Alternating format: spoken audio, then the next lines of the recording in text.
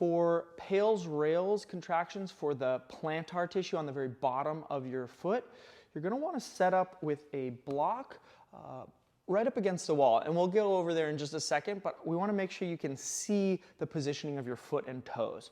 So you'd set that block against a non-moving surface like a wall, and then step your foot so that your pinky toe is able to fully flex. And then as you drag your toes down the block, you'll be able to make contact with that bottom pad of your foot. Once you're there, your toes fully flexed up, then we can start engaging the contractions of pushing your toe into the block for your Pales and trying to reach your toes away from the block for rails.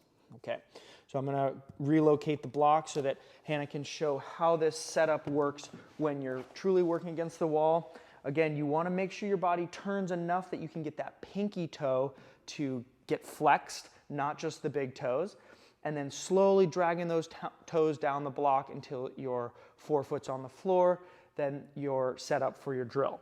Now, just one note here, especially if you're doing this or doing this exercise for part of a program over several weeks, you might notice at first a very clear stretch in the bottom of your foot, that plantar tissue that we're targeting. But as you get deeper into it, you might find that you need to either bend the knee a little bit to engage more stretch or change your body position, leaning, twisting. So go ahead and invite that micro adjustment, always with the goal that you're stretching tissue in the bottom of your foot, and really that you're stretching as much of that tissue. Yeah.